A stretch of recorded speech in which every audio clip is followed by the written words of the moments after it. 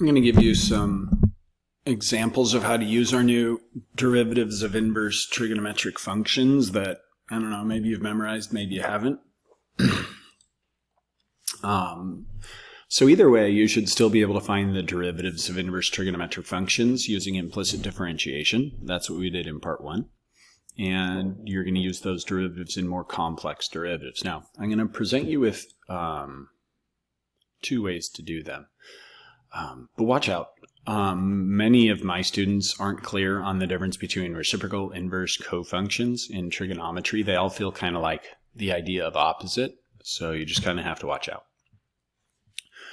So I'm going to make you practice, or whatever, I'm going to make my kids practice doing these derivatives two ways. It would be nice to memorize these derivatives, and some of you have the memory for that, but a lot of students think they'll memorize, but then they get to a test or quiz and kind of freak out because they've forgotten. And so we're going to practice rearranging and using implicit differentiation because that's a skill you're going to be using much more often outside of inverse trigonometric derivatives. So to get rid of arc sine, we're going to take sine of both sides. We end up with sine of y is 3x.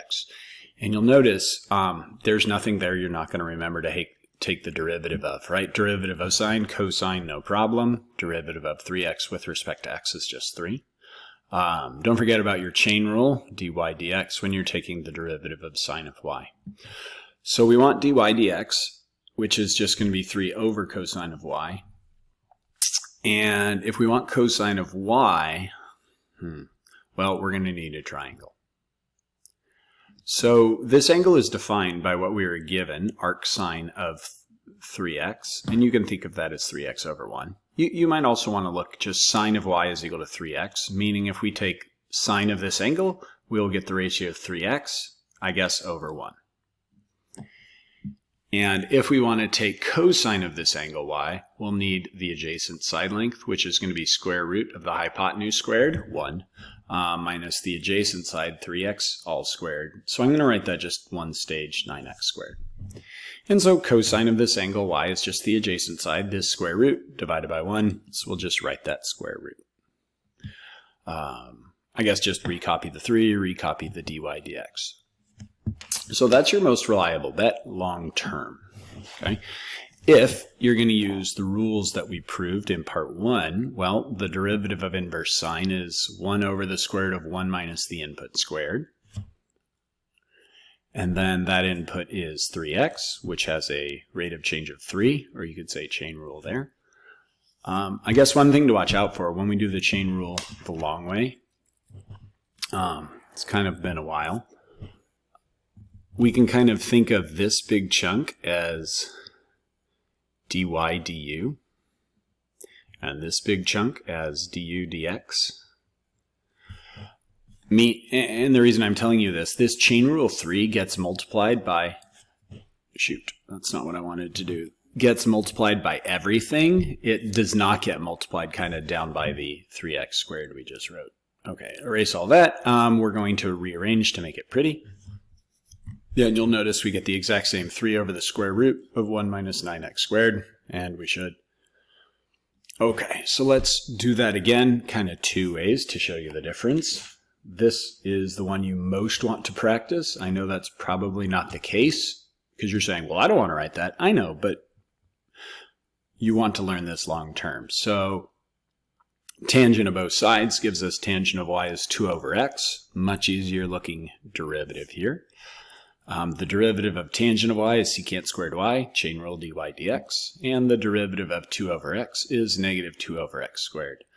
If you haven't memorized the derivative of 2 over x, 1 over x, and so therefore 2 over x, you need to memorize that. Okay, so when we divide by secant squared, instead of putting it like in a super denominator way down here, we're going to put the secant squared next to the x squared. That just saves us writing secant squared y over 1 and then multiplying by the reciprocal. So here's what we're going to get at the end. Let's show you what that looks like in y. There's my triangle. I have these animated out of order. I guess we're not going to worry about that too much. So y is inverse tangent of 2x. So that means if we take tangent, we're going to get 2 on the opposite side, x on the adjacent side. And so the square root of 4 plus x squared is the hypotenuse. So how did we get this square root of 4 plus x squared over x? Well, secant is the length of the hypotenuse divided by the length of the adjacent side. So we just shove that in there. And notice we're squaring. So this square squares the square root and we get 4 plus x squared. No absolute value since 4 plus x squared is 4 or more. And this x in the denominator gets squared and divides out with this x squared right here. And notice we get negative 2 over 4 plus x squared. Hopefully we'll get the exact same thing using our derivative rule. So I don't remember if I have 1 plus x, 1 plus input squared or 1 input squared plus 1. Okay, so the derivative of inverse tangent is 1 over 1 plus the input squared. That input is 2 over x, which has a rate of change of negative 2 over x squared. And, well, let's slow that down a little bit. So maybe we should write out one more line. And so clearly negative 2 in the numerator. And in the denominator, we have 1 plus, well, this is going to be 4 over x squared, multiplied by this x squared. And so x squared times that 1, if we're distributing, and we are, x squared times this 1 is going to be x squared, and x squared times 4 over x squared will just give us 4. And if I can get rid of all my writing, hopefully those match. There we go. It's hard, my little recording button is right where I want other stuff to be. Can I move it? Doesn't look like it. Okay, so the rest of these I'm just going to use those rules because that's probably what you think is best. So the derivative of inverse cosine and the derivative of inverse sine are almost identical. Just the derivative of inverse cosine is negative 1 over square root of 1 minus the input squared. And hopefully you see we have a chain rule situation. That input is 2x cubed, which has a rate of change of 6x. So that 6x is going to come up into the numerator. And we might as well square that 2x cubed to get 4x to the 6th. All right, so again, we see a chain rule situation, a weird input to inverse cosine, and, well, cosine of inverse cosine, inverse cosine of x should give us just x, but why not be silly? So the derivative of inverse cosine is negative 1 over the square root of 1 minus the input squared. That input is cosine, which has a rate of change of negative sine. So we'll bring that sine up here into the numerator. And that'll be positive sine. And, well, we can kind of simplify here. So hopefully you recognize that this whole thing is equal to 1 because the square root of 1 minus cosine squared, well, 1 minus cosine squared, that's Pythagorean identity. That's sine squared. And so we end up with the square root of sine squared, which is sine. Sine over sine is 1. So don't think I didn't know. All right, I guess I'm trying to get you to memorize the derivative of inverse cosine. And if you did, you'd know the derivative of inverse sine as well, because you could just remove the negative. Derivative of inverse cosine is negative 1 over the square root of 1 minus the input squared. That input is tangent, which has a rate of change of secant squared. And so, well, negative secant squared, 1 minus tangent squared. We can't do much. The Pythagorean identity is 1 plus tangent squared, not 1 minus tangent squared. So it's not like we get something super clean in the denominator to take the square root of. Okay, do we remember the derivative of inverse tangent? I'll give you a sec while I have some coffee. Okay, derivative of inverse tangent is 1 over 1 plus the input squared. That input is 3 minus 5x, so we're going to chain rule multiply by negative 5. And how do I say this? When we do the quotient rule or something like that, and the denominator has a square in it, we normally won't square that out. But in this case, we are going to because we don't have simply multiplication.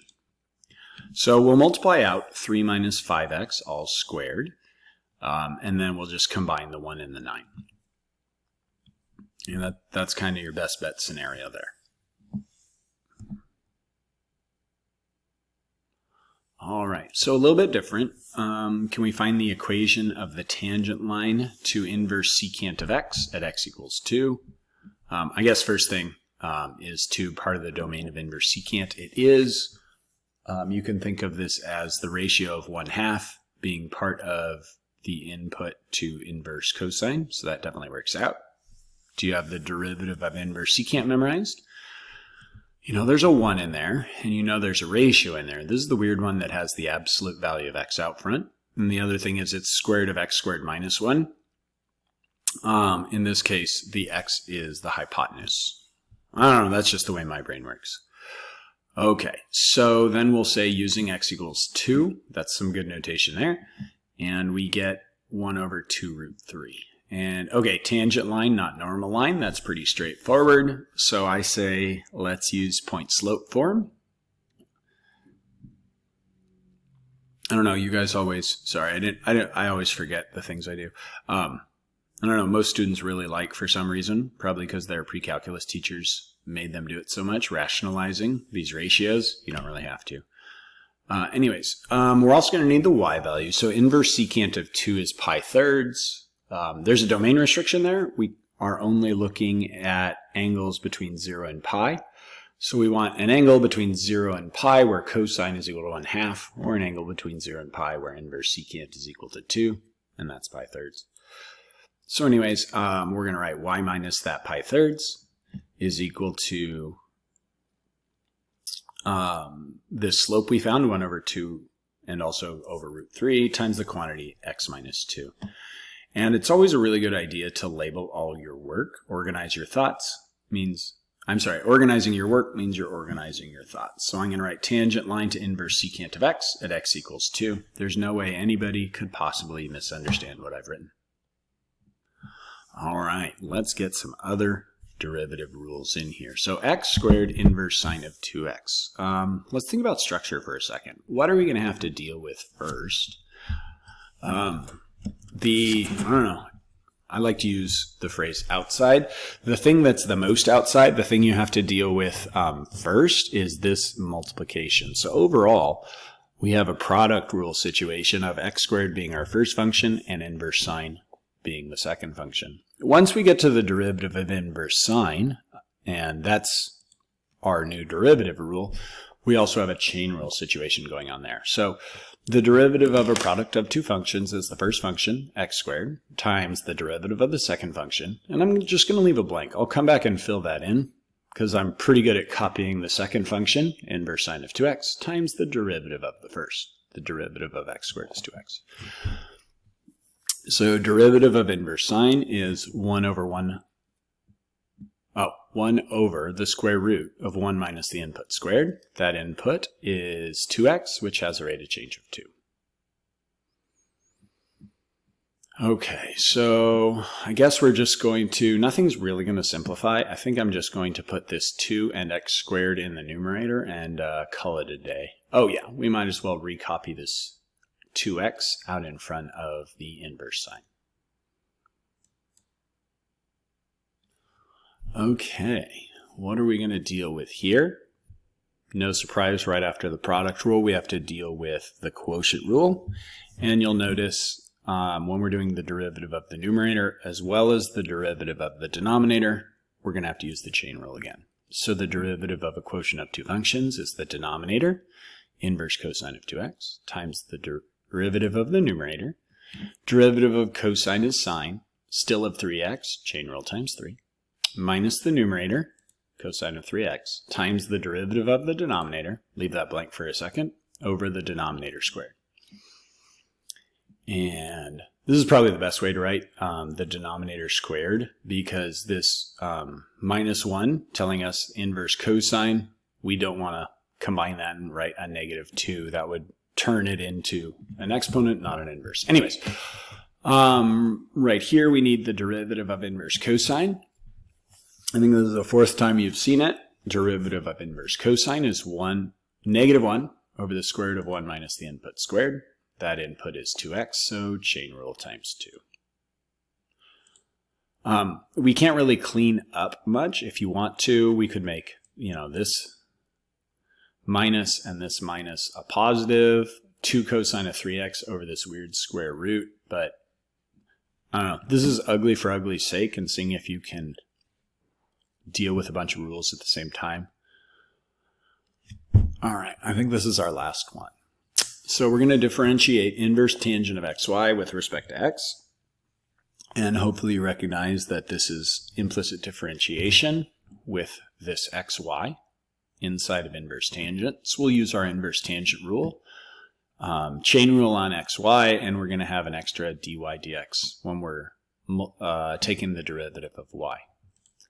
Okay, so derivative of inverse tangent is 1 over 1 plus the input squared. That input is xy.